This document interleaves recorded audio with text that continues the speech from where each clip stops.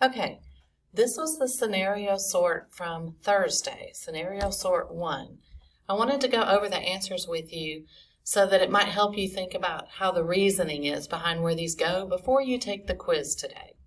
So in movement, this is what it says. Last summer, I went to Ellis Island. I learned all about how the United States has such a diverse population because of the millions of immigrants who enter the United States from here. There's several clues about why this would be movement. First of all, this person went to Ellis Island, and then it talks about immigrants who entered into the United States. That's all about movement. This one, the head chef at the Los Angeles restaurant was excited to feature fresh lobster flown in from the East Coast. A rare treat for all. Okay, how did the lobster get there? It was flown in by plane. Movement. This one, the hidden treasure was discovered in the middle of the rainforest. Its coordinates were 75 south and 145 west. That is latitude and longitude. Absolute location. Beverly wanted directions to Hazel Park Academy from her house. So Elena made the following statement. Hazel Park Academy is north of the BP gas station and about a mile from I-5. Guess what that is? Relative location. Directions on how to get somewhere without using coordinates. And then place. Be sure to pack appropriately as you prepare to travel across the Great Sandy Desert in Australia. The temperatures in the desert can reach well over 100 degrees. Guess what place is about? The physical characteristics that define the features and shape of the land and the climate. Great Sandy Desert, that's a land feature. The climate is well over 100 degrees. Place. Haley and Charity wanted to go somewhere during winter break but couldn't decide where.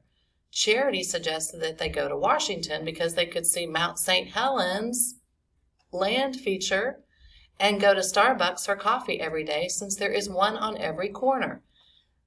That is a human characteristic. It describes the people that live in the Washington area.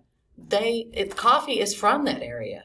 So that's a cultural thing with these people. As far as a human character, it's not really cultural. It's a human characteristic that defines this place. They like their coffee. Mount St. Helens is a physical characteristic that defines this place. So it is place. Then we have region. Samaria takes a trip to Europe. Brody Ward, please come to the comments. Your ride is leaving. Brody Ward. Okay, back to region. Samaria takes a trip to Europe with her family. She notices that fashions in Europe are very different than they are in the United States. So she decides to buy a dress from each country that represents the culture. You see anything about culture and you go straight to region. Selena missed school on Thursday and asked Orlando to tell her what he did. Orlando explained that we divided the United States into the following categories: West, Midwest, Southwest, Southeast, and Northeast. Those are regions of the United States. Regions. Last year, Sarah's neighborhood was destroyed by a tornado. She and her family have been living with her grandparents. The company working on rebuilding the community said their new house will be ready next week and will be more stable than before. Tornado. That's an act of the environment on mankind. And then the company rebuilding the community is an act of humans on the environment. Okay? Human-environment interaction. Alex is driving to school one day and notices there is a new bridge being built.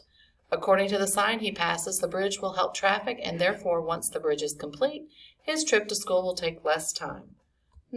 That bridge was not there before.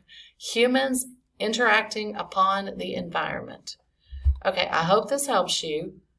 Now when you do the quiz, slow down, think it carefully, and put them in the right categories.